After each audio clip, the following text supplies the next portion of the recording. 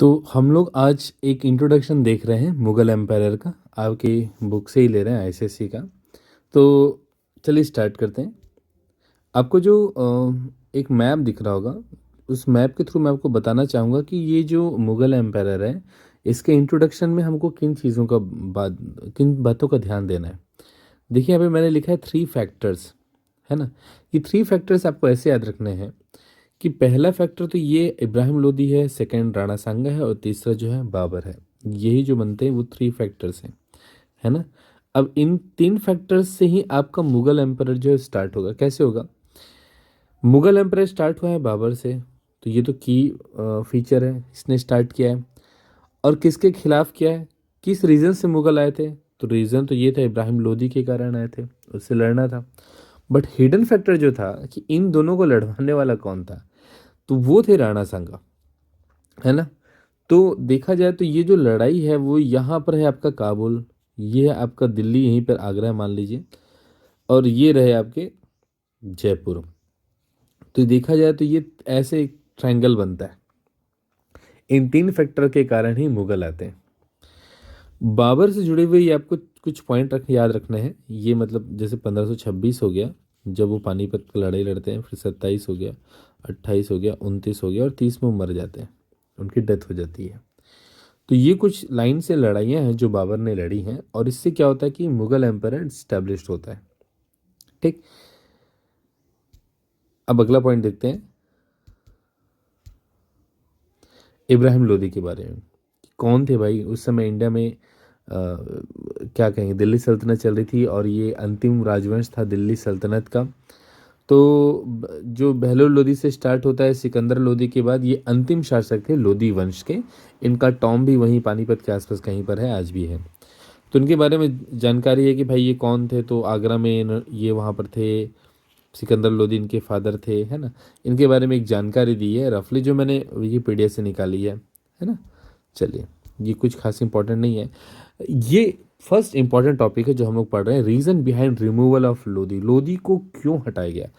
पहली बात तो ये कि वो रूढ़िवादी था, है ना। जब भी शासक अपने नियमों को पुराने क्योंकि ढर्रे पे चल रहा है, तो बिना किसी तर्क संगत के जब वो सामने वाले पे लगाने लगता है, तो उसे हम कहते हैं ऑर्थोडॉक्स, रूढ़िवादी।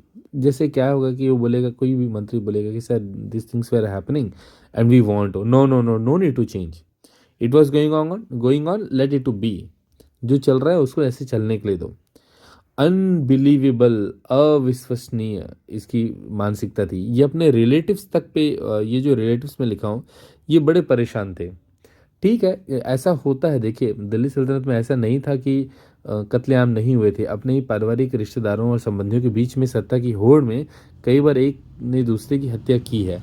बट उस कारण से आप सभी को शक की निगाह से नहीं देख सकते। लोधी के बारे में यहाँ तक पढ़ा हूँ कि अगर इनके सभा में इनका कोई अगर ब्रदर है ना, कज़न ब्रदर जो भी, और अगर वो कुछ पार्टियों में जाता है, मतलब पार्टी ऐसा नहीं, आज के समय पार्टी नहीं, मतलब ऐसे ग्रुप में जा रहा है, उनके यहाँ बैठ रहा है, साथ में खाना खा रहा है, तो उसके पीछे वो क्या करता था, डिटेक्टिव लगवा देता था कि भाई ये क्यों ग्रुपिंग कर रहा है, इसके दोस्त क्यों बन रहे हैं, ये कहीं रात में मेरे को हटा तो नहीं देगा। तो एक बड़ा अजीब सा इनका नेचर था। और ये अनबिलीवेबल जो बात है ना, ये अपने मिनिस्टर तक पे शक करता था, मिनिस्टर तक की जासूसी कराता था कि कहीं किसी और के पास तो नहीं जा रहे हैं। जैसे एक दो तो लड़ाइयाँ जब ये हारे थे राणा सांगा से, छोटी मोटी लड़ाइयाँ, तो इनके एक कोई रिश्तेदार थे, है ना, कज़न थे या कौन थे मुझको एग्जैक्टली याद नहीं। तो वो जेल चले गए थे, मतलब उनको राणा सांगा ने कैप्चर कर लिया था और जेल में बंद कर दिया था। तो वो जेल में था, तो मतलब ये नहीं था कि उसे जेल से निकालना, उस जेल में कहीं ऐसा तो नहीं कि वो सांगा से मिल गया, इसके बारे में जानकारी हासिल करो। तो बड़ा अजीब सा इनका व्यवहार था। डिक्टेटरशिप तो हो गई, जो रूढ़िवादी होगा, जो पुराने ठर्रे पे चलेगा, जो चीज़ों चीज़ों को नहीं बदलेगा, वो तानाशाह तो अपने आप बन जाएगा। मर्चेंट्स, व्यापारी बड़ा परेशान थे। लोधी की तरफ से कोई सपोर्ट नहीं, बस टैक्स लेना आता था। ये जो बाहर जाते थे व्यापार करने के लिए, इनको कोई संरक्षण नहीं।